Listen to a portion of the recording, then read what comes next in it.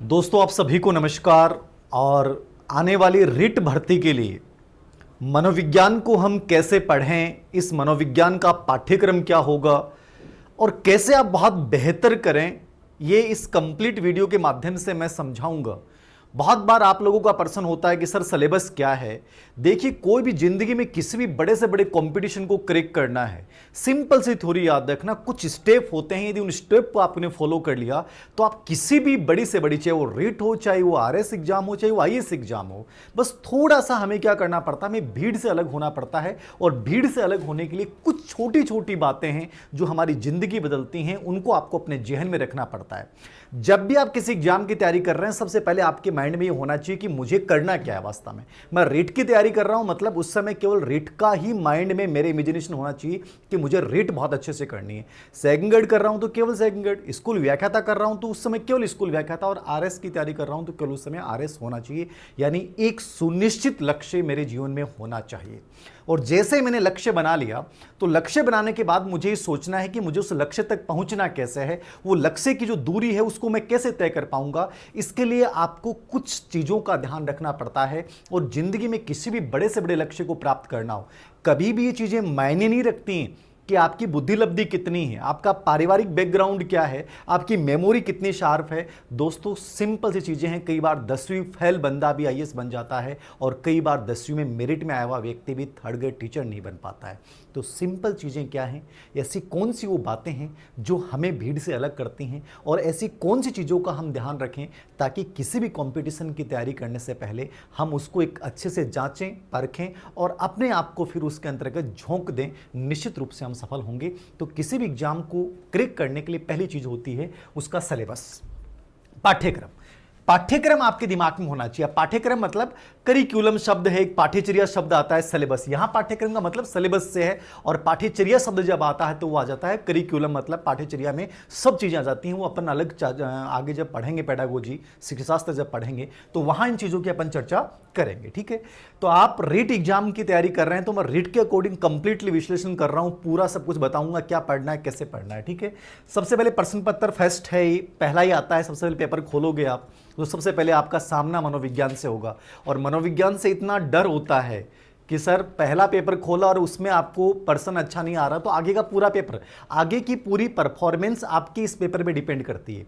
यहां यदि डाउन हो गए तो आगे आपको बहुत अच्छा भी आ रहा है तो अच्छा नहीं कर पाओगे, याद रखना। इसलिए प्रथम जो पेपर होता है वो आप जब खोलें तो इस विश्वास के साथ खोलें कि मैं इसमें बहुत अच्छा मनोविज्ञान में करने वाला हूं, या उसको खोलें नहीं फिर सीधे आप दूसरे पार्ट पे चले जाएं। तो विश्वास बनाए रखने के लिए सबसे पहली कुछ चीजें आपको क्रिएट करनी है। मनोविज्ञान कोई ऐसा फोबिया नहीं है, मनोविज्ञान के नाम से डरने की आवश्यकता नहीं है। सिंपल चीज होती है जिंदगी में किसी बड़ी से बड़ी चीज को हासिल करने के लिए। मैं हमेशा बोलता हूं, कभी हमने सोचा नहीं था कि हम चंद्रमा पे जाएंगे, मंगल पे जाएंगे, लेकिन चले गए।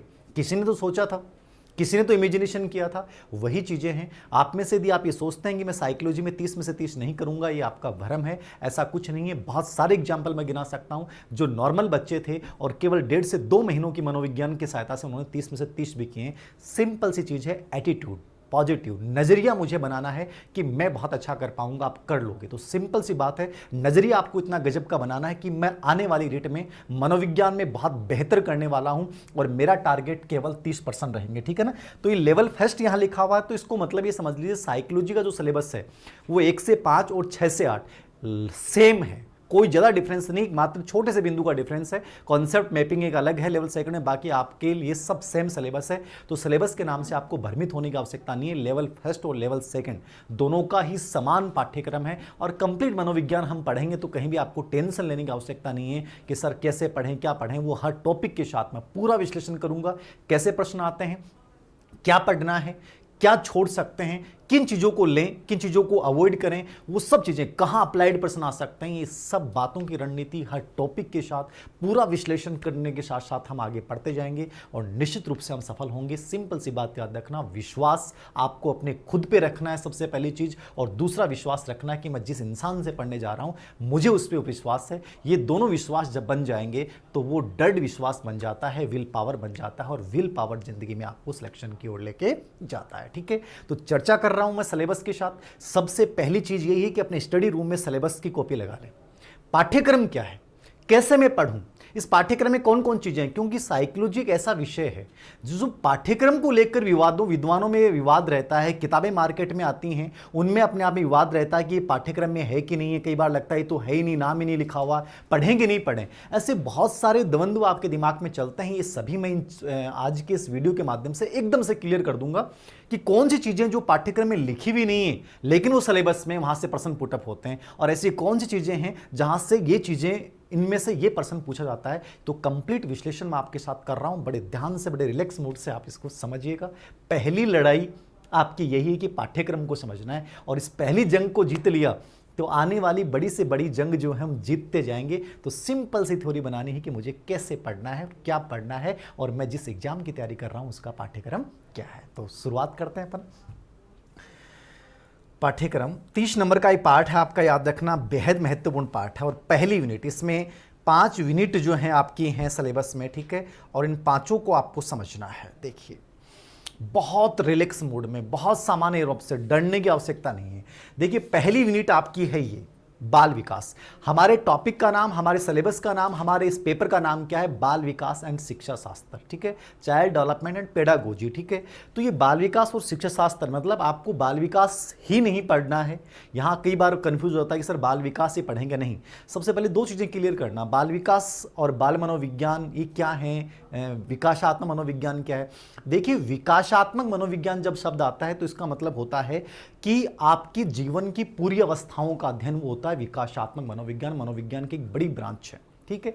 जब बाल मनोविज्ञान शब्द आता है तो वहां केवल बच्चे का अध्ययन होता है, यानी शैशव अवस्था 0 से 2 साल तक के बच्चे का जो अध्ययन है केवल उसी को बाल मनोविज्ञान कहा जाता है। और जब बाल विकास शब्द आता है तो बाल विकास का मतलब ये हो जाता है कि गर्भाकाल से लेकर किशोर अवस्था या परिपक्व अवस्था तक का जो अध्ययन है वो याद रखना किस में आता है? बाल विकास में। सबसे सिंपल बात क्या समझनी है, बाल विकास अलग बिंदु है, बाल मनोविज्ञान अलग बिंदु है, और विकासात्मक मनोविज्ञान अलग बिंदु। तीनों चीजें अलग अलग चलती हैं, लेकिन हमारा पाठ्यक्रम, रेट का पाठ्यक्रम क्या कहता है कि बाल विकास क्या है ये आपको ढंग से समझना है। समझ में आ रही है? सिंपल सी बात, बाल विकास क्या है ये समझना है, ठीक है।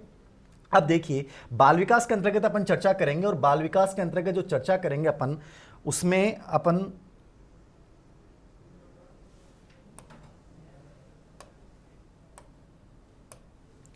देखिए यहां बाल विकास देख रहे हैं, ठीक है। सबसे पहला बिंदु हमारे सामने क्या आ गया? बाल विकास आ गया। तो बाल विकास का मतलब मैंने बता दिया, गर्भाकाल से लेकर किशोर अवस्था तक का अध्ययन।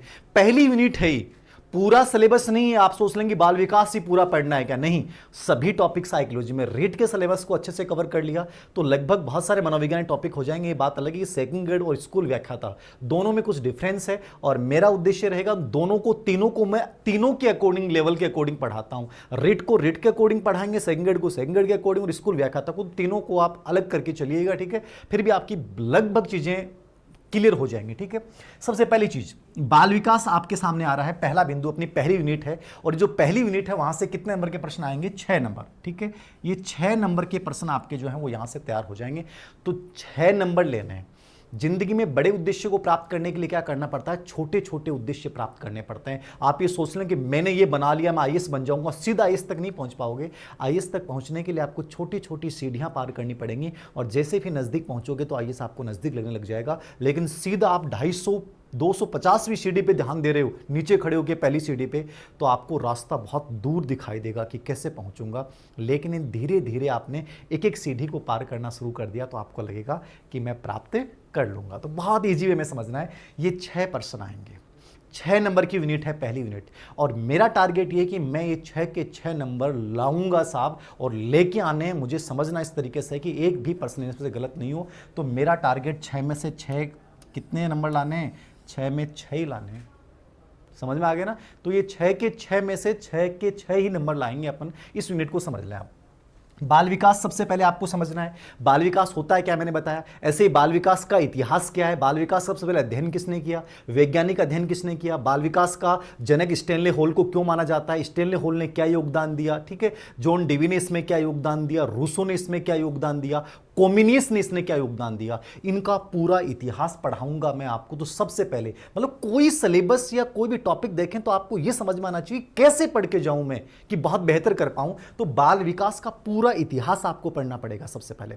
फिर बाल विकास का संकल्पना क्या है, तो बाल विकास के अध्ययन के 4 उपागम क्या है, तो उन उपागमों की अपन चर्चा करेंगे। ठीक है, उपागम जैसे ही पढ़ लिए, उपागम पढ़ने के बाद बाल अध्ययन की विधियां क्या होती हैं, तो इसकी विभिन्न प्रकार की विधियां होती हैं और विधियों में कंप्लीट पढ़ने की आवश्यकता नहीं है, लेकिन 2 विधियों की मैं चर्चा करूंगा, समकालीन विधि और दीर्घकालीन विधि, वो जरूर आपको पढ़ के जानी है, वो अपन टॉपिक के अंतर्गत चर्चा करेंगे। और फिर यहां से शुरू होता है ग्रोथ एंड डेवलपमेंट, वृद्धि और विकास। ठीक है, ये पहला बिंदु आ गया। सिलेबस में जो बिंदु अलग से नाम दे दिया जाए तो ये मान के चलना एग्जामिनर की नजर उस पर निश्चित रूप से रहेगी, वो आपसे पूछेगा कि बिंदु क्या है। तो आपको ये समझना पड़ेगा कि साहब ग्रोथ क्या है और विकास क्या है। तो ग्रोथ मात्रात्मक परिवर्तन और विकास मात्रात्मक प्लस गुणात्मक परिवर्तन है, दोनों का अर्थ समझना है, दोनों के ऊपर अलग अलग विद्वानों की परिभाषाएं क्या है वो समझनी है।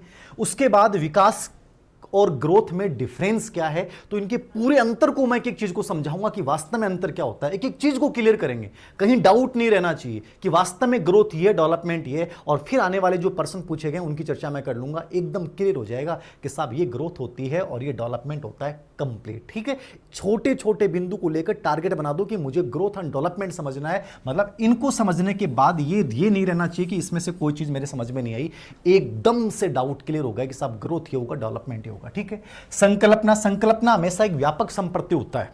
ठीक है, तो संकल्पना मतलब मैंने कहा ना कि ग्रोथ का अर्थ समझना है आपको, ठीक है, विकास का अर्थ समझना है, दोनों में अर्थ समझने के बाद इनमें आप अंतर समझोगे। ठीक है, दोनों के अंतर्गत अलग अलग विद्वानों ने क्या क्या कहा है वो समझना है, इन दोनों की विशेषताएं क्या उनको समझना है। ये व्यापक संप्रति हो गया संकल्पना कॉन्सेप्ट। तो इसमें हर चीज को मैं क्लियर करूंगा। तो पहला बिंदु हो गया, 1% यहां से आ जाएगा सिलेबस के अकॉर्डिंग। ठीक है ना, अब दूसरे बिंदु पे से पहुंचेंगे आप, विकास के सिद्धांत। ग्रोथ एंड डेवलपमेंट जैसे ही पढ़ा आपने, अब आपको यहां पहुंचना है विकास के सिद्धांत के ऊपर। विकास के सिद्धांत क्या होते हैं, हर एग्जाम में यहां से प्रश्न आता है, स्कूल व्याख्याता, सेकंड ग्रेड, रेट। ठीक है, विकास के सिद्धांतों के ऊपर आपके समझ में आएगा सर सिद्धांत कौन से, बहुत सारे सिद्धांत हैं, लगभग 15 सिद्धांत मैं आपको समझाऊंगा। सतत विकास का सिद्धांत, अंगों में गति की भिन्नता का सिद्धांत, विकास की दिशा प्रतिमान का सिद्धांत, परस्पर संबंध का सिद्धांत, व्यक्तिगत भिन्नताओं का सिद्धांत, एकीकरण का सिद्धांत, वंशानुक्रम, वातावरण की अंतः क्रिया का सिद्धांत। ठीक है, अधिगम परिपक्वता का सिद्धांत, आपका मस्तिष्क उद्मुखी सिद्धांत। ठीक है, प्रोक्सिमी डिजिटल सिद्धांत, स्पाइरल थ्योरी क्या है, लीनियर विकास होता है कि नहीं होता है, विकास संचय होता है कि नहीं होता है। ठीक है, विकास पे ऐतिहासिक दशाओं का प्रभाव पड़ता है कि नहीं पड़ता है, विकास एकीकृत होता है या एकीकृत होता है। ये बहुत सारे सिद्धांत हैं, तो ये लगभग 15 के आसपास सिद्धांत हैं, सभी मोस्ट इंपॉर्टेंट हैं। इन सब को मैं डिटेल से एक एक चीज समझाऊंगा कि इसका तात्पर्य क्या होता है, यहां से कैसे प्रश्न बनते हैं, उन सब की अपन चर्चा करेंगे। तो ये दूसरा प्रश्न यहां से लगभग यहां से आ जाता है, इस बिंदु को एकदम से आपको क्लियर करना है। एक प्रश्न यहां से तैयार हो गया, एक प्रश्न आपका यहां से तैयार हो गया। ठीक है, 2 बिंदु की चर्चा हमने कर ली। अब देखिए विकास क्या है, इंग्लिश में आप देख सकते हैं child development, concept of growth and development. ठीक है, दोनों को समझ लिया। फिर principle and dimension of development. ठीक है, तो यहां देखिए समझिएगा आप, सिद्धांत के साथ एक शब्द जोड़ा गया है आयाम, डायमेंशन। तो आयाम क्या होता है इसको समझना।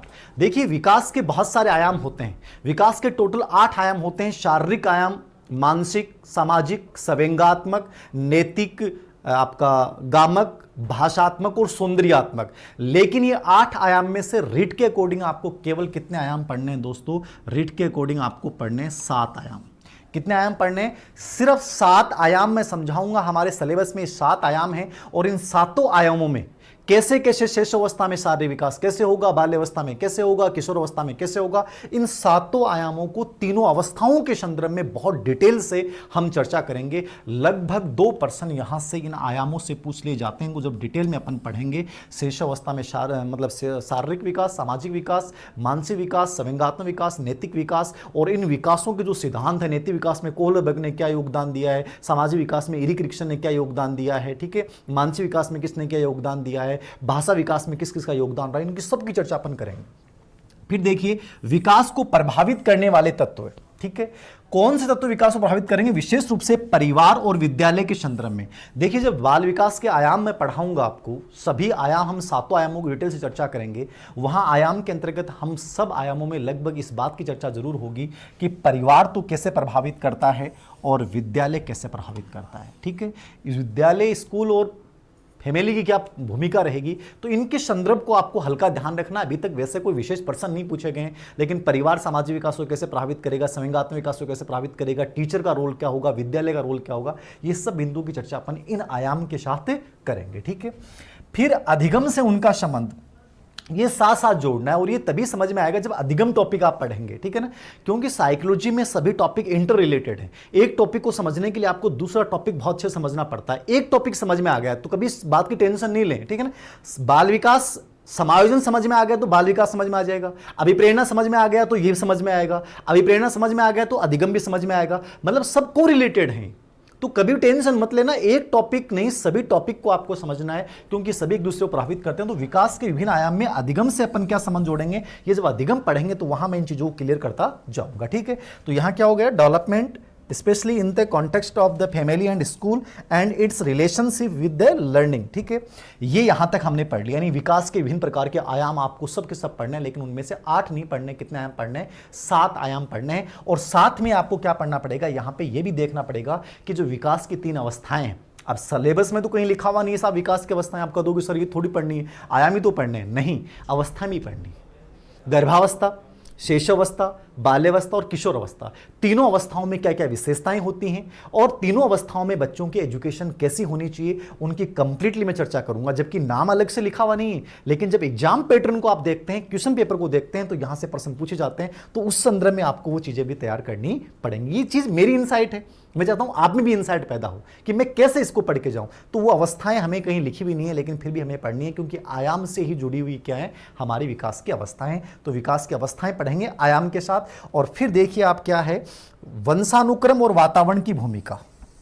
ठीक है, role of heredity and environment, ये एक बड़ा बिंदु हो लास्ट में। इस पहली यूनिट का अंतिम बिंदु ये डाल रखा है, वंशानुक्रम वातावरण भूमिका। और रीट के जितने भी पेपर हुए हैं, आरटेट के जितने पेपर होते हैं और सीटेट के जितने पेपर होते हैं, दोस्तों याद रखना, उन सब में यहां से एक प्रश्न पूछा जाता है।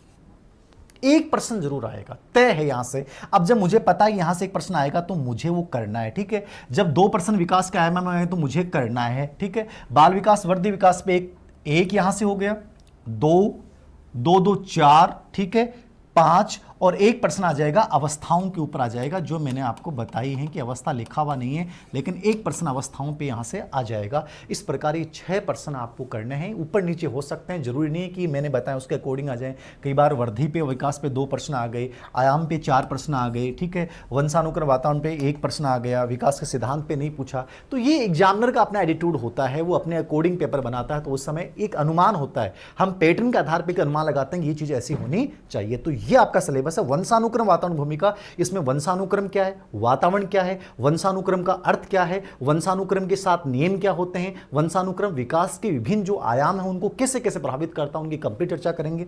वातावरण का अर्थ क्या है और वातावरण कैसे हमारे विकास को प्रभावित करता है, इन दोनों की चर्चा अपन करेंगे। और इसको दोनों को समझ लिया आपने, जिसको प्रकृति पोषण विवाद भी बोलते हैं। ठीक है, ये व्यक्तित्व में भी आता है, बुद्धि में भी आता है, ये सब जगह आएगा ये बिंदु। इसलिए मैं यहां समझने का मतलब है आपके आने वाले टॉपिक का बिंदु भी ये तैयार हो गया। ठीक है, तो इसके अकॉर्डिंग आपको समझनी है पहली यूनिट। क्लियर है, पहली यूनिट 6 प्रश्न है और वो 6 के 6 मुझे लेके आने हैं, मुझे इसको पूरा अच्छे से एक चीज को समझना है और वो समझा दूंगा। आप चिंता नहीं करें, रिलैक्स मूड में पढ़ना है। ठीक है, अब देखिए, अब हम चलेंगे 2 नंबर पे, दूसरी यूनिट पे चलेंगे। और जो सेकेंड यूनिट है अपनी वो है ये। ठीक है,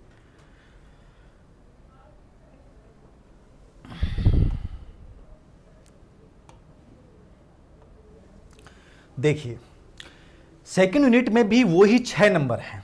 कितने नंबर लेने हैं आपको, 6 प्रश्न आएंगे यहां से और ये 6 के 6 आपके सही होने चाहिए, आपको समझना है। देखिए समझिए, पहला नाम है अधिगम का अर्थ, मीनिंग ऑफ लर्निंग एंड संकल्पना, कॉन्सेप्ट ऑफ लर्निंग। ठीक है, मीनिंग क्या है अधिगम का और संकल्पना क्या है। मैंने कहा ना कि कॉन्सेप्ट शब्द है, ये बहुत व्यापक चीज होती है। अब बहुत से लोग तो इसका सिर्फ अर्थ, मतलब इसमें बहुत सारी चीजें शामिल है।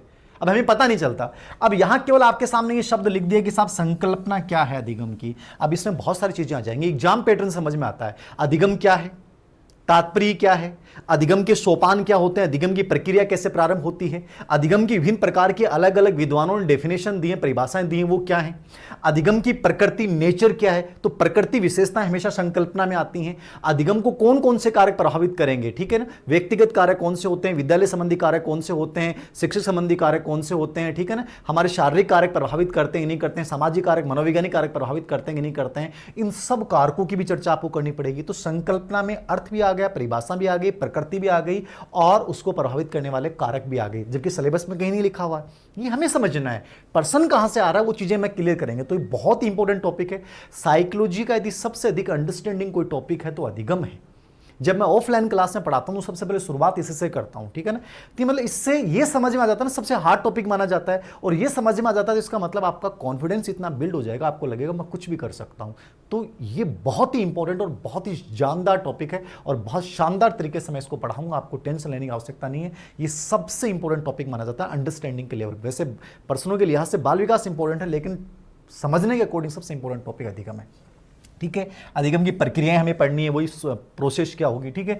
फिर दे रखा है अधिगम को प्रभावित करने वाले कारक की मैंने चर्चा कर ली, तो ये पहला पार्ट है इसमें, यानी यहां से लगभग 1% यहां से बन जाएगा। अधिगम का अर्थ, संकल्पना, प्रक्रिया, अधिगम को प्रभावित करने वाले कारक। पिछली डेट में जैसे अधिगम को प्रभावित करने वाले कारक पे प्रश्न पूछ लिया गया था, ठीक है। तो यहां से 1% यहां से पूछा जाना चाहिए आपके इस पहले बिंदु में से, ठीक है।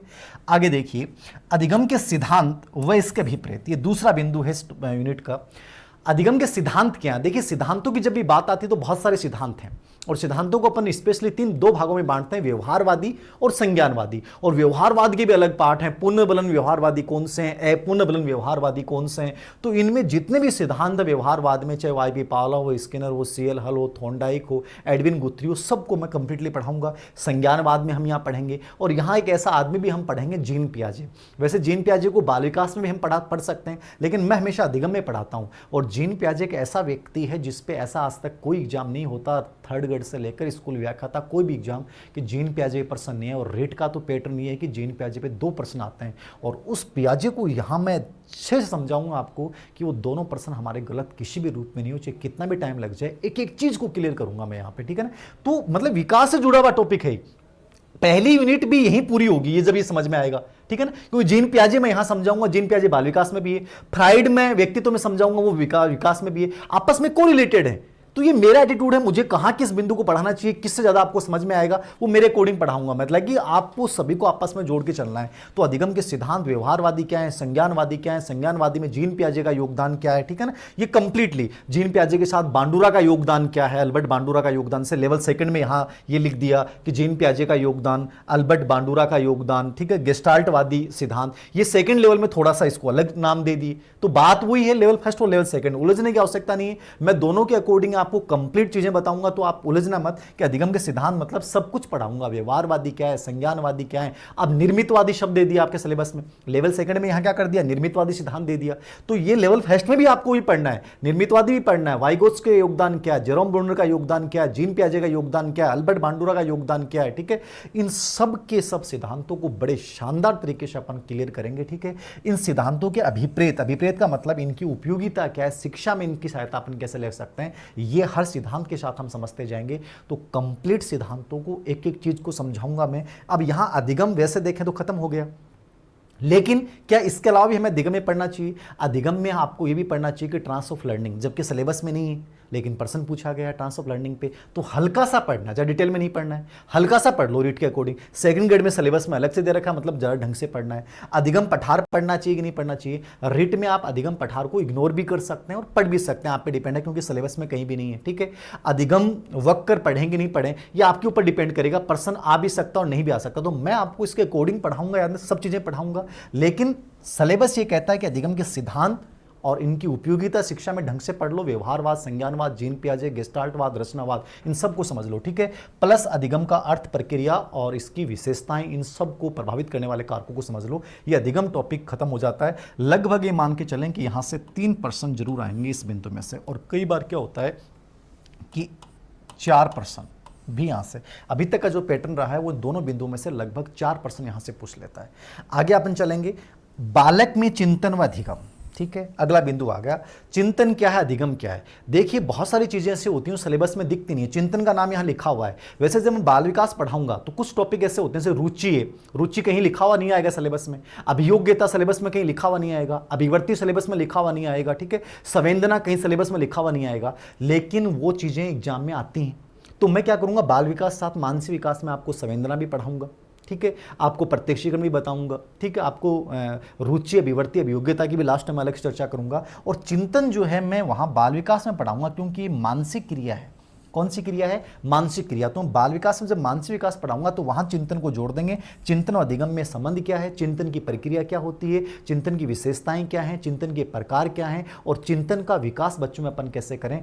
एक पर्सन यहां से लगभग पूछ लेता है, और बहुत शॉर्ट में 5 मिनट भी ढंग से पढ़ लिया ना आपने। ऐसा नहीं कि चिंतन पे अपने को 2 घंटे पढ़ना, नहीं, टॉपिक में से क्या प्रश्न आ रहा है, कैसे तैयार करूं कि उसमें से मुझे ये चीजें देखनी है। ऐसा नहीं कि कई बार होता है कुछ टॉपिक को अपन 20 घंटे पढ़ लो, चिंतन ऐसा टॉपिक कितनी भी चर्चा की जा सकती है, लेकिन उसी चिंतन पे मात्र 8 मिनट चर्चा करके भी अपना 1% सही हो सकता है। ये चीज आपको समझनी पड़ेगी, और क्लास के माध्यम से मैं चर्चा करूंगा कि चिंतन में क्या क्या पढ़नी है। तो चिंतन में 1% यहां से आ जाएगा, ठीक है। तो ये वहां अपन चर्चा करेंगे, बाल विकास में चिंतन में पढ़ा दूंगा। फिर अभिप्रेरणा और उस अधिगम, ठीक है, अभिप्रेरणा और अधिगम, मोटिवेशन टॉपिक को यहीं जोड़ दिया। मोटिवेशन टॉपिक का नॉर्मल पैटर्न ये रहता है कि 2 प्रश्न आते हैं और कई बार 1 प्रश्न आता है। तो मोटिवेशन जो है उसके अंतर्गत हमें क्या पढ़ना है, अधिगम से जोड़ना भी है। अब सिलेबस तो ये कह रहा है कि अभिप्रेरणा और अधिगम को जोड़ दो आपस में आप, ठीक है, कि अधिगम में प्रेरणा है क्या भूमिका। तो यहां से बहुत प्रश्न पूछे गए हैं, इस बिंदु में सबसे अधिक प्रश्न पूछे गए हैं अधिगम में अभिप्रेरणा क्या रोल है। ये तो पढ़ना ही है, लेकिन अभिप्रेरणा की परिभाषा भी पढ़नी पड़ेगी। अभिप्रेरणा का नेचर क्या है, संकल्पना क्या भी पढ़नी पड़ेगी। अभिप्रेरणा के 4 तत्व, आवश्यकता क्या है, चालक क्या है, उद्दीपन क्या है, प्रोत्साहन क्या है, इनको चारों को मैं डिटेल से समझाऊंगा। प्रेरक के प्रकार क्या है, प्रेरक का वर्गीकरण क्या है, मेस्लो ने क्या किया, ग्रेट ने क्या किया, थॉमसन ने क्या किया है, अभिप्रेरणा के सिद्धांत क्या होते हैं, 7 सिद्धांत मुख्य होते हैं, बाकी भी बहुत सारे होते हैं। तो मैं सबकी चर्चा करूंगा, मैं छोड़ूंगा कुछ नहीं, लेकिन बता दूंगा कि यहां से चीजें इंपॉर्टेंट है, इन चीजों को देखना है। तो अभिप्रेरणा का अर्थ ढंग से पढ़ लो, 4 तत्व ढंग से पढ़ लो, और अभिप्रेरणा के सिद्धांत देख लो, यहां से प्रश्न आ जाता है। बाकी अभिप्रेरणा पे भी कितना भी चर्चा की जा सकती है, तो मैं उसी के अकॉर्डिंग आपको पढ़ाऊंगा कंप्लीट, लेकिन पढ़ाते समय बता दूंगा कि चीजें इंपॉर्टेंट है, उसके अकॉर्डिंग हमें तैयार करना है। ये अपना अभिप्रेरणा और अधिगम होगा, ये सेकंड यूनिट होगी, ठीक है। तो ये टोटल 6 नंबर आएंगे, 6 प्रश्न आएंगे यहां से। 3 अधिगम से आ सकते हैं, कई बार 4 आ जाएंगे, 4 आ जाएंगे तो फिर यहां से 1 आएगा और 1 यहां से आएगा। और यदि यहां से 3 पूछता है तो इसका मतलब 2 मोटिवेशन से आ सकते हैं, 1 चिंतन से आ सकता है, और 3% अधिगम से आ सकते हैं। तो टोटल 6%। यहां भी आपको वही टारगेट तय करना है कि ये मैटर विषय वस्तु जो है वो ज्यादा हो गई यहाँ पे इस यूनिट में, ठीक है। पहली यूनिट में विषय वस्तु इतनी ज्यादा नहीं है, क्योंकि केवल बाल विकास चर्चा है। यहाँ 3 से 3 टॉपिक डाल दिए आपके, तो इन तीनों को ही हमें समझना है। विषय वस्तु कोई बड़ी नहीं होती है, समझने वाली चीजें बहुत इजी वे में आपकी कवर हो जाएंगी। तो ये हम यहां पे पढ़ेंगे, ठीक है। अब देखिए 30 यूनिट पे चल रहा है अपन, ठीक है।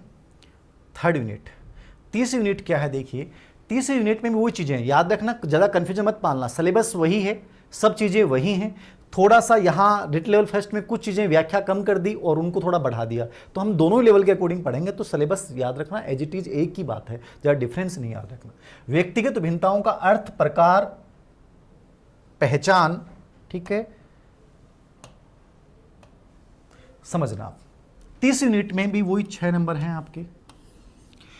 पहला बिंदु इसमें दे रखा है व्यक्तिगत भिन्नता। देखो सिलेबस में कुछ चीजें बड़ी अजीब सी दे रखी हैं। व्यक्तिगत भिन्नता आगे मेन इसका प्रकार दे रखा है, बट यहां थोड़ी सी शुरुआत कर दी। तो इसके अकॉर्डिंग देखना चाहें तो व्यक्तिगत भिन्नता का अर्थ क्या होगा, ठीक है, मीनिंग क्या है, ठीक है, दूसरा प्रकार, टाइप्स क्या है, और फैक्टर्स अफेक्टिंग इंडिविजुअल डिफरेंस, ठीक है, understanding individual difference on the basis of language, gender, community, caste and religion, ठीक है।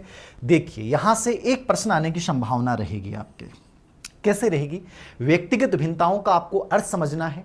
व्यक्तिगत भिन्नताओं का सबसे पहले अध्ययन किसने किया, व्यक्तिगत भिन्नताओं के बारे में स्किनर ने क्या कहा, डेफिनेशन क्या है, और व्यक्तिगत प्रकार, शारीरिक भिन्नताएं, मानसिक, संवेगात्मक, रुचियों में, सीखने की गति में, व्यक्तित्व में, उपलब्धियों में, लैंगिक में, ये बहुत सारी व्यक्तिगत भिन्नताओं के प्रकार हैं। इन प्रकारों को हल्का सा समझना है, ठीक है, उनकी पहचान कैसे करेंगी, व्यक्तिगत भिन्नताओं को भाषा, जाति, लिंग, समुदाय के आधार पर समझना। ठीक है, अब पहचान का मतलब है कि व्यक्तिगत भिन्नताओं का पता कैसे लगाते हैं, तो इसकी विभिन्न प्रकार की विधियां होती हैं। ठीक है ना, अंतराल मापनी है, अनुपात मापनी है, कर्मिक स्तर मापनी है। जो मापन की विधियां हैं उन्हीं की सहायता से अपन व्यक्तिगत भिन्नताओं का पता लगाएंगे। विभिन्न प्रकार के बुद्धि परीक्षण, उपलब्धि परीक्षण, ठीक है, केस स्टडी वगैरह, इनके माध्यम से पता लग जाता है कि ये बच्चा ऐसा है।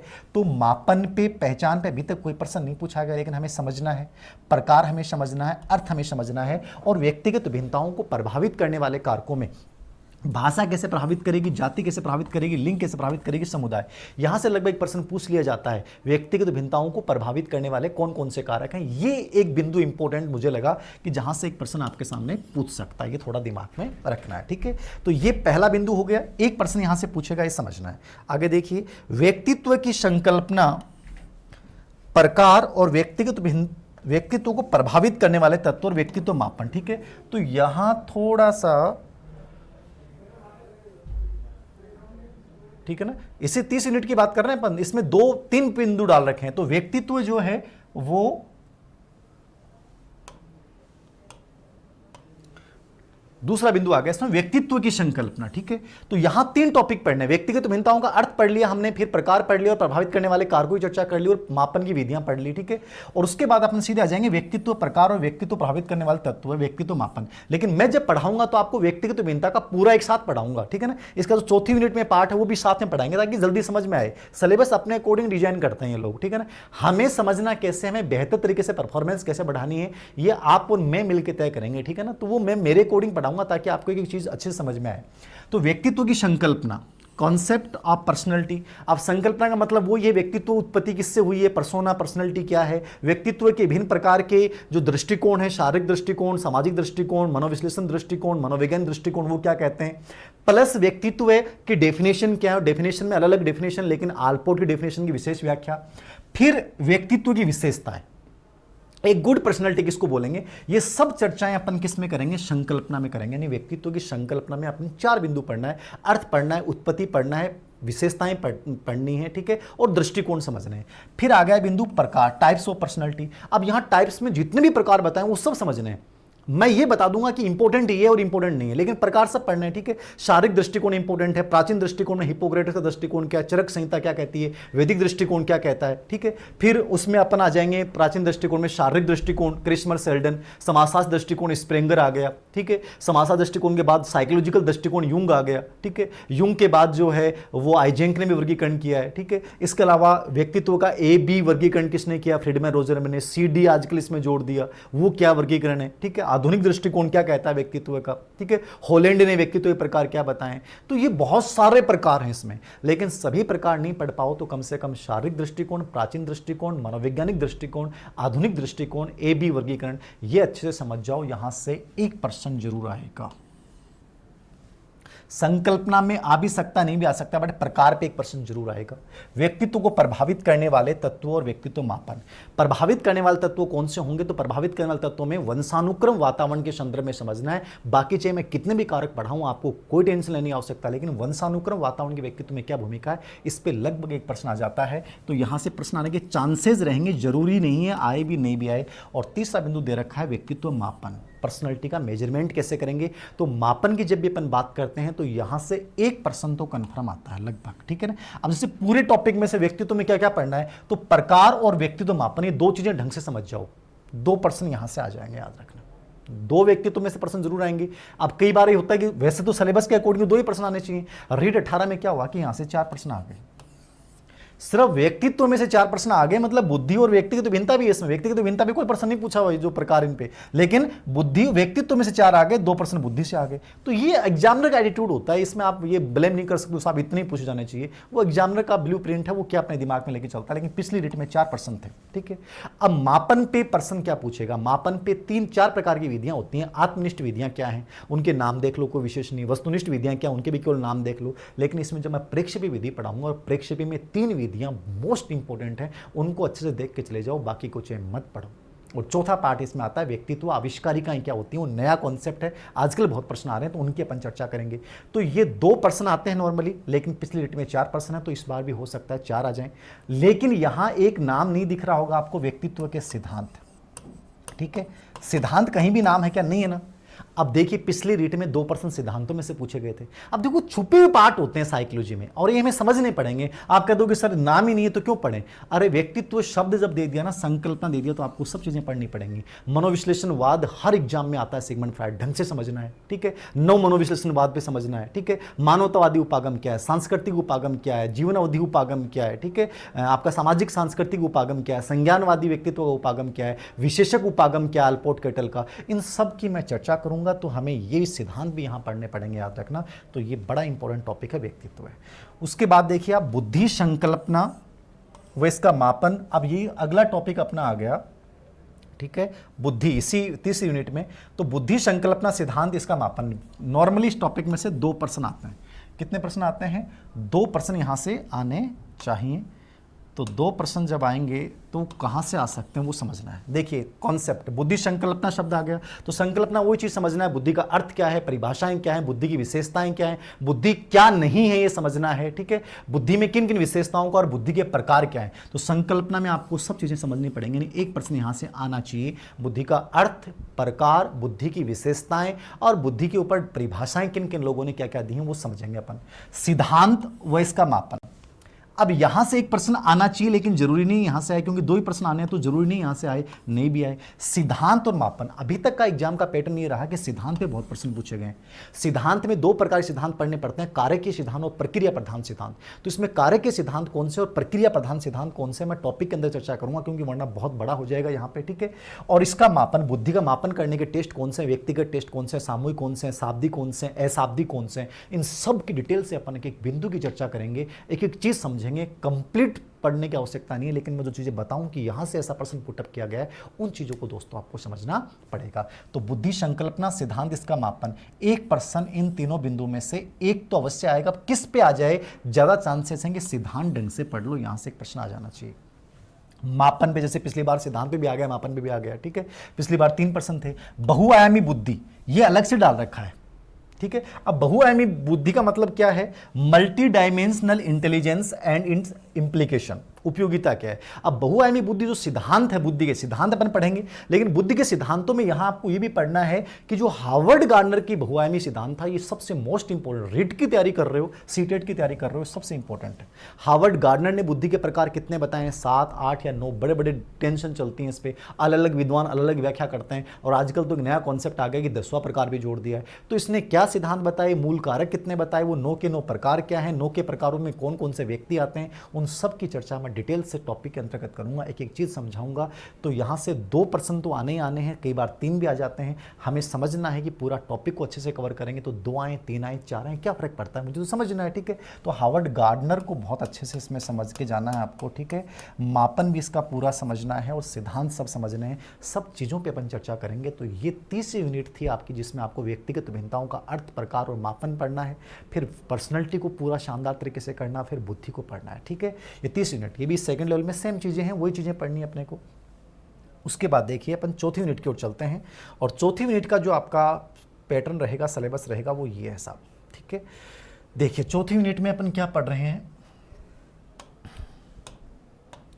देखिए इसमें है पहला बिंदु, इसमें भी वही 6 प्रश्न आएंगे। विविध अधिगमकर्ताओं की समझ, ये व्यक्तिगत भिन्नता टॉपिक का पार्ट है, ये वहीं जोड़ा जाना चाहिए था, लेकिन इन्होंने कैसे डिजाइन किया है मुझे भी समझ में नहीं आया। व्यक्तिगत भिन्नताओं में, जब व्यक्तिगत भिन्नताओं में अपन विशिष्ट बच्चों की चर्चा करते हैं, मानसिक विशिष्ट क्या है, संवेगात्मक विशिष्ट क्या है, तो उन बच्चों के प्रकार यहां डाले गए हैं। तो पिछड़े बालक, ये मानसिक विशिष्ट बालक है, मानसिक रूप से पिछड़े बालक, ठीक है।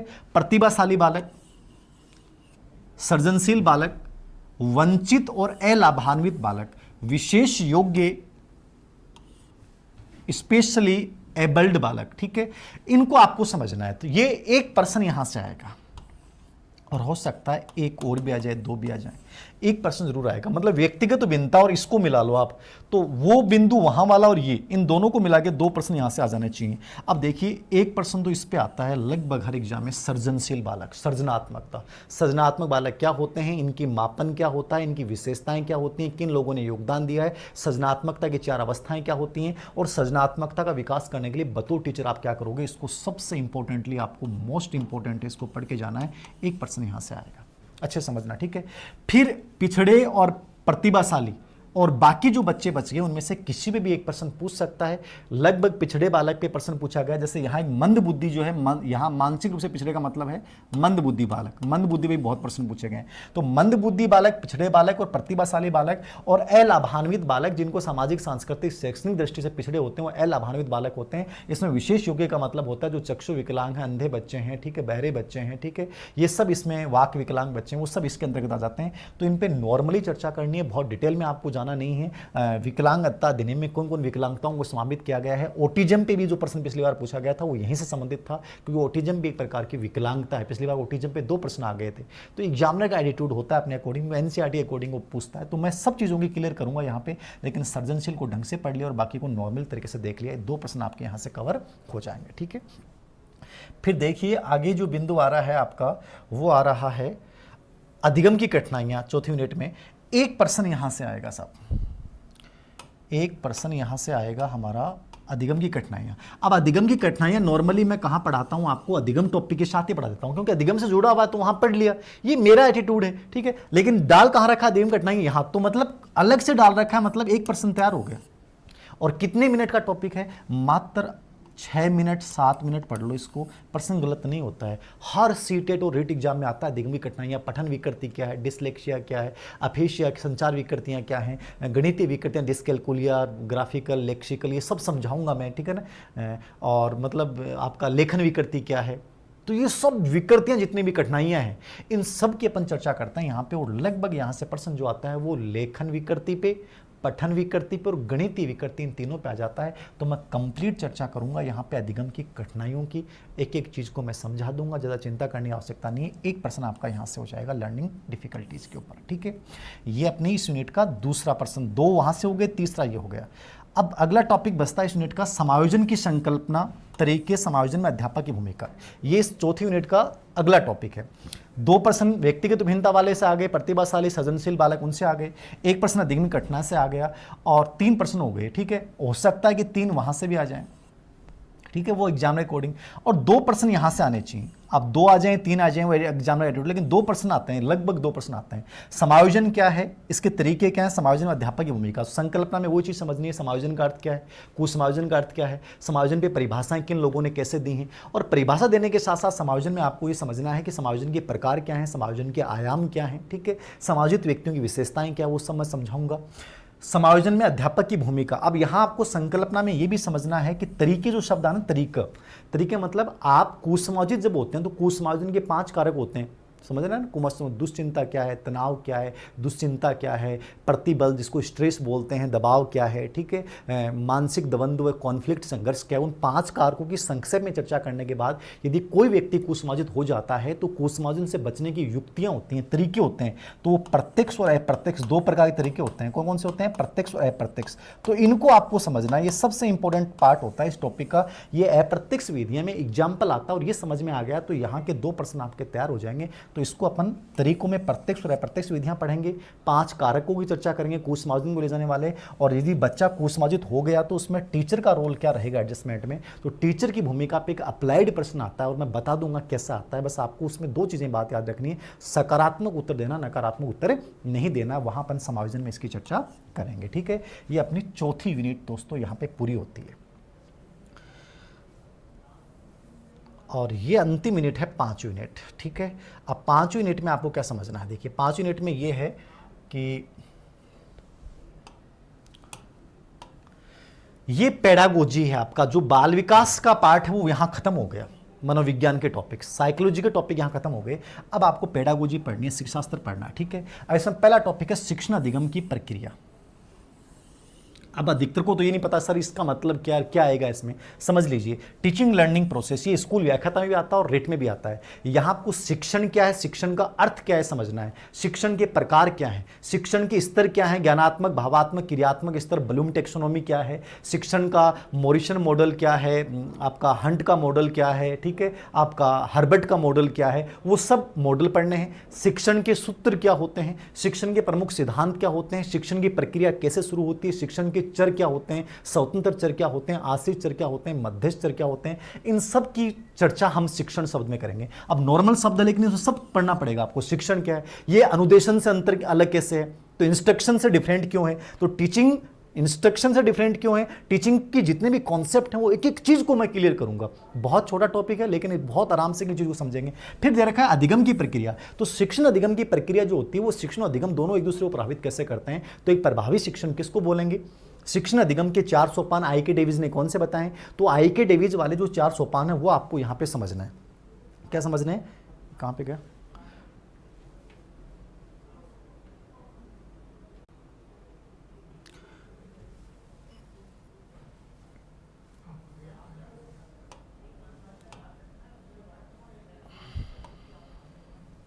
हाँ तो ये देखना शिक्षण अधिगम की प्रक्रियाओं की चर्चा अपन कर रहे हैं। तो ये तो पहला टॉपिक हो गया शिक्षण अधिगम क्या है, शिक्षण अधिगम के सोपान क्या है, शिक्षण के चर क्या है, शिक्षण के सूत्र क्या है, ठीक है, और ब्लूम टेक्सोनोमी का संदर्भ क्या है, यहाँ हर्बर्ट मॉरिसन, वो सब चीजें अपन यहाँ चर्चा करेंगे। ठीक है, ये आपके मेथड का भी बिंदु है, तो मेथड का भी पार्ट यहाँ शुरू हो जाएगा। तो 1% तो यहाँ से कन्फर्म आएगा, 2 भी आ जाए। राष्ट्रीय पाठ्यचर्या रूपरेखा 2005 एनसीएफ 2005 आपको यहाँ पढ़ना है, और एनसीएफ 2005 के संदर्भ में शिक्षण अधिगम की व्यू रचनाएं विधियां पढ़नी है। राष्ट्रीय पाठ्यचर्या 2005 लगभग 180 पेज का है। अब आपको लगे सर 180 पेज पढ़ने के, नहीं पढ़ने। एनसीएफ 2005 के अध्यक्ष कौन थे, प्रोफेसर यशपाल। कितने विद्वान थे, विद्वानों की संख्या कभी नहीं पूछेगा। एनसीएफ 2005 के सिद्धांत क्या हैं, एनसीएफ 2005 के अनुसार विधियां क्या हैं। पिछले रीट में जो प्रश्न आया था एनसीएफ 2005 के अनुसार विधियां, 5 विधियों में से पूछा सबसे बेस्ट विधि कौन सी है, करके सीखना, ऐसे प्रश्न पूछता है, या लगभग इसके 5 सिद्धांतों के प्रश्न आ जाते हैं। और भी अपन डिटेल में पढ़ना चाहें तो यहां आपको ये पढ़ना पड़ेगा लोकतांत्रिक विधियां कौन सी हैं, प्रभुत्ववादी विधियां, व्यू रचनाएं कौन सी होती हैं, प्लस एनसीएफ 2005 जो है उसकी मुख्य विशेषताएं, जो इसके अध्याय हैं, अध्यायवार अनुसार सीखना क्या है, इसमें पाठ्यक्रम कैसे, किस पाठ्यक्रम की शिक्षा बिना बोझ की रिपोर्ट क्या है, मूल्यांकन संबंधी सुझाव क्या है, अधिगम संबंधी कौन सी बातें की गई हैं, भाषा संबंधी कौन सी बातें की गई हैं, वो सब चीज़ें मैं क्लियर करूंगा कि चीज़ें बहुत नॉर्मल चीज़ें, वो कितना लेना है आपको, आप पे डिपेंड करेगा। बाकी इसमें कितना भी पढ़ाया जा सकता है, 80 पेज 180 पेज का मैटर है, अपन 20 दिन में लगातार पढ़ाएं तो भी कम पड़ जाए, लेकिन हमें वो चीज़ें पढ़नी है जो हमारे एग्जाम से रिलेटेड है, तो मैं सब चर्चाएं वहाँ पे कर लूँगा। ठीक है, तो एक यहाँ से हो गया और एक प्रश्न एनसीएफ 2005 से। फिर देखिए, ठीक है, नेशनल फ्रेमवर्क वहाँ चर्चा कर लेंगे अपन। आगे अपन चर्चा कर रहे हैं अगले बिंदु पे, आकलन मापन मूल्यांकन का अर्थ। ये हमें समझना है। यहाँ पे देखिए 3 बिंदु हैं यहाँ पे, आकलन, मापन, मूल्यांकन का अर्थ, उद्देश्य। सिलेबस केवल ये कह रहा है कि आप इन तीनों का अर्थ समझ लीजिए, उद्देश्य समझ लीजिए, लेकिन हम थोड़ा सा एक्स्ट्रा पढ़ेंगे। बाकी सिलेबस के अकॉर्डिंग केवल अर्थ उद्देश्य पढ़ना है। आकलन असेसमेंट क्या होता है, meaning and purpose of assessment. आकलन मूल्यांकन से पहले की प्रक्रिया जिसमें अपन सूचनाएं एकत्रित करते हैं, बच्चे को क्या आता है, बच्चा क्या जानता है, बच्चा कैसे समझता है, तो इसमें अपन बहुत सारे आकलन की चर्चा करेंगे। नॉर्मली आकलन पे प्रश्न बहुत कम पूछे गए हैं। ठीक है, अधिगम के रूप में आकलन क्या होता है, अधिगम के लिए आकलन क्या होता है, अधिगम का आकलन क्या होता है, वो चर्चाएं मैं करूंगा। और आकलन के उद्देश्य क्या है, बहुत नॉर्मल सा अप्लाइड बिंदु है। ये तीनों बिंदु आपने ढंग से समझ लेना तो आपके टीचिंग मेथड के भी 4-5% सही हो जाएंगे। मतलब इनको समझने का मतलब है साइकोलॉजी में वो मेथड का भी आपका पार्ट तैयार हो रहा है। ठीक है, तो आकलन क्या है, असेसमेंट की चर्चा करेंगे। मापन क्या है, मेजरमेंट क्या है। ठीक है, मापन क्या है, कोई भी चीज को मात्रा के रूप में, आज तक आपका केवल मापन हुआ है, आपने कितनी परसेंटेज प्राप्त की, मापन है। लेकिन मैं कह दूं कि आप टीचर बनने योग्य हो, आप टीचर बनने योग्य हुई, आपका क्या कहलाएगा, मूल्यांकन। तो कोई चीज के बारे में डिसीजन प्रदान कर देना, ये मूल्यांकन की प्रक्रिया है। तो मैं तीनों को बड़े अच्छे से समझाऊंगा। एग्जाम के अकॉर्डिंग पढ़ेंगे, अनावश्यक हमें नहीं पढ़ना है कि पता नहीं क्या क्या पढ़ रहे हैं। आपको वही चीजें लेनी है जो आपके लिए लाभदायक है। शिक्षण वांछनीय होना चाहिए, अवांछनीय नहीं होना चाहिए कि मैं खूब सारा कंटेंट दे दूं, आपको लोगे पता नहीं, या फायदा क्या है। वो चीज़ें पढ़े ना जो सिलेबस के अकॉर्डिंग मांग करते हैं, एग्जाम पैटर्न मांग करता है, वही चीज़ें हम करेंगे। बाकी मूल्यांकन को अपन कितना भी पढ़ा सकते हैं, याद रखना। ठीक है, तो अर्थ उद्देश्य हमें स्पेशली पढ़ना, सिलेबस के अकॉर्डिंग केवल अर्थ पढ़ना और उद्देश्य पढ़ना है। बाकी अनावश्यक चीज़ें आपको नहीं पढ़नी है। फिर भी मैं मूल्यांकन में थोड़ा डिटेल में पढ़ा दूंगा आपको, मूल्यांकन के प्रकार क्या है, मूल्यांकन के सोपान क्या है, वो चीज़ें चर्चा करूंगा। फिर अगला टॉपिक है समग्र व सतत मूल्यांकन, सीसी। ठीक है, तो सीसी क्या है, कॉम्प्रिहेंसिव एंड कंटिन्यूस इवैल्यूएशन। ये नया कॉन्सेप्ट है, आप सब टीचर बनोगे, निश्चित रूप से आपको इसका सामना करना पड़ेगा। और स्पेशली मैंने बहुत किया है इसको। मैं जब खुद अपनी स्कूल में मतलब इसका प्रभारी था, सीसी का हेड टीचर, तो मैंने इसको बहुत ज़्यादा, इसको टीचर्स के ऊपर इसको मतलब देखा है, इसको नज़दीक से मैंने डायरियाँ इवैल्यूएट की हैं। तो बहुत अच्छी चीज़ है, बहुत इंटरेस्टिंग चीज़ है, डरने की आवश्यकता नहीं। बहुत सामान्य प्रश्न आएगा, सीसी क्या है, सीसी में मूल्यांकन के प्रकार क्या है, योगात्मक मूल्यांकन क्या है, रचनात्मक मूल्यांकन क्या होता है। ठीक है, और इसमें जो पोर्टफोलियो फाइल वगैरह क्या होती है, सीसी का उद्देश्य क्या है, तात्पर्य क्या है, वर्तमान में सीसी में कितने योगात्मक मूल्यांकन होते हैं, किन किन चीज़ों का अपन सीसी में प्रयोग करते हैं, इन सब चीज़ों की चर्चा मैं बहुत डिटेल से और आराम से चीज़ की चर्चा करूँगा। एक प्रश्न आपका सीसी में से आएगा, एक प्रश्न आपका मूल्यांकन से आएगा। मापन आकलन पे कम ही प्रश्न पूछे गए अभी तक, ठीक है ना। तो मूल्यांकन को ढंग से कर लिया तो मूल्यांकन का एक प्रश्न आपका तैयार हो गया, एक सीसी का तैयार हो गया, और फिर लास्ट में क्या है, उपलब्धि परीक्षण का निर्माण। इस पे मतलब इन तीनों पे मैंने देखा है नॉर्मली आकलन मापन मूल्यांकन से लगभग एक प्रश्न मूल्यांकन पे आता है, सीसी पे आ भी सकता है और उपलब्धि परीक्षण में भी आ भी सकता है और नहीं भी आ सकता। तो अचीवमेंट टेस्ट का मतलब क्या होता है, क्लास में आपने किसी विषय वस्तु में किसी क्षेत्र विशेष में कितना सीखा है उसकी जो जांच करते हैं अपने जो अपने टेस्ट वगैरह होते थे सब अचीवमेंट टेस्ट हैं। तो इसमें शिक्षक अपनी सफलता के और बालक की सफलता की जांच जो करता है अचीवमेंट टेस्ट होता है। पिछली बार एक प्रश्न आया था, बाकी प्रश्न नहीं पूछा गया है। तो अचीवमेंट टेस्ट क्या होता है, इसके उद्देश्य क्या होते हैं और इसके प्रकार क्या होते हैं, इनकी कंप्लीटली चर्चा मैं आपके साथ करूंगा। तो इसमें से पूरी यूनिट में से इस पूरे पार्ट में से 2 प्रश्न आने की संभावनाएं रहेंगी यहां से आपके इन चारों बिंदुओं में से, आकलन मापन मूल्यांकन सीसी और उपलब्धि परीक्षण। किस पे आ जाएं, मतलब मूल्यांकन पे फिक्स है, बाकी इनमें से किसी भी कोई प्रश्न पूछ सकता है, ज्यादा चांसेस होंगे मूल्यांकन और सीसी पे आपसे प्रश्न पूछ ले, ठीक है। और फिर जो है ये 5 यूनिट का अंतिम जो पार्ट है वो है 5 यूनिट का, ये है अंतिम पार्ट है इसका, ये एक्शन रिसर्च क्रियात्मक अनुसंधान। बहुत अच्छा टॉपिक है और बहुत छोटा सा टॉपिक है, बहुत सरल टॉपिक है। नॉर्मली आप पहली बार पढ़ेंगे तो आपको लगेगा सर नई चीज़ है, क्योंकि साइकोलॉजी की चीज़ नहीं है, पेडागोजी चीज़ है, लेकिन मैं बहुत अच्छे से इनको करवाऊंगा, ठीक है। एक्शन रिसर्च क्या होता है, खुद डाइट में हम लोगों ने इस पर बहुत काम किया, बहुत सारे एक्शन रिसर्च के प्लान बनाए हम लोगों ने। तो बहुत ईजी सा टॉपिक है। एक्शन रिसर्च की शुरुआत कैसे हुई, इसके सोपान क्या है, ये बेसिक रिसर्च से डिफरेंट क्यों होता है, एक पर्सन यहाँ से आएगा और कंप्लीट चर्चा मैं कर दूंगा। कहीं भी तनाव लेने की आवश्यकता नहीं है, बस आपको समझना है कि पर्सन कैसे आता है और हम इसको कैसे पढ़ के जाएं। बाकी विषय वस्तु कितनी भी पढ़ाई जा सकती है, केवल आपको एग्जाम पैटर्न को समझना पड़ेगा, वो मैं समझा दूंगा क्लासरूम के माध्यम से। फिर अगला टॉपिक है शिक्षा का अधिकार अधिनियम 2009, अध्यापक की भूमिका व दायित्व। देखिए सिलेबस को समझिए, आरटी 2009 पे हर एग्जाम में प्रश्न आता है। ऐसा हो नहीं सकता कि रेट के पेपर में हो और इस पे प्रश्न नहीं आए, एक प्रश्न कन्फर्म है और एक ही आता है लगभग, ठीक है ना। तो एक एक्शन रिसर्च पे आएगा, एक इस पे आएगा, मतलब इस लास्ट वाले यूनिट में से भी 6 प्रश्न आने, तो 2 ऊपर वाली यूनिट में से, बीच में से और लास्ट 2, ठीक है। तो आरटी 2009 में क्या डाल रखा है, अध्यापक की भूमिका और दायित्व है। अब कई बार बच्चों को लगता है सर क्या क्या पढ़ें, देखिए सिलेबस केवल ये कह रहा है कि role of teacher, responsibility teacher की क्या है। स्कूल व्याख्याता में टॉपिक को पढ़ो चाहे कितना ही पढ़ लो। अब आरटी 2009 में मैंने भी अपनी किताब में डाल रखा है आरटी 2009 का इतिहास कैसे है, शुरुआत कैसे हुई, आरटी 2009 के 7 अध्याय क्या हैं, 7 अध्यायों की 38 धाराएं क्या हैं, कंप्लीटली दे रखा है। दोस्तों सिलेबस ऐसा नहीं कहता है, रेट का सिलेबस आपसे केवल ये कहता है कि आपको केवल टीचर की भूमिका पढ़नी है और रेट के पेपर उठा के देखना, आपसे केवल टीचर की भूमिका में प्रश्न पूछेगा। ये थोड़ी सी इंसाइट है। एक टीचर 5 घंटे आरटी 2009 को पढ़ाते हैं लोग, यूट्यूब पे खूब सारा मैटर मिल जाएगा आपको 5-5 घंटे, फायदा क्या है।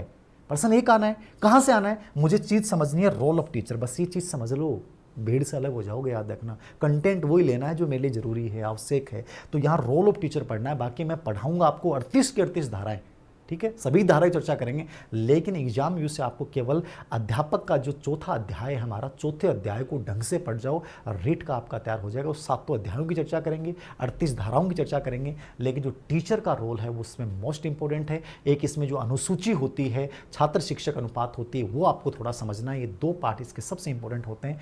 तो ये आपका रेट का सिलेबस है, ये आपका आरटेट का सिलेबस है। ये एक प्रकार से सीटेट से भी जुड़ा हुआ है। सीटेट में 2-4 चीज़ें नहीं हैं, वो चीज़ें अलग हैं, तो वो अपने रेट के अकॉर्डिंग पढ़ रहे हैं, इसलिए थोड़ा सा उनका बाद में देखेंगे। तो ये आपकी 5 यूनिट हैं, 30 प्रश्न आएंगे। दिमाग में एक ही चीज़ रखनी है, मुझे 30 के 30 लेके आने हैं। सिस्टमेटिक और व्यवस्थित रूप से अपने को यदि रख लिया तो निश्चित रूप से आप बहुत बेहतर कर पाएंगे और करेंगे। दिमाग में रखना है, मैं करूंगा, निश्चित रूप से अच्छा करेंगे और हम मिलेंगे तो निश्चित रूप से एक विश्वास का निर्माण करेंगे, सर्जन करेंगे और उस विश्वास की इबारत के ऊपर हम एक बहुत नया इतिहास रखने की कोशिश करेंगे। तो आप सभी को एक प्रकार से धन्यवाद। ये सिलेबस को आपको दिमाग में मैंने क्लियर करने की कोशिश की है। धन्यवाद।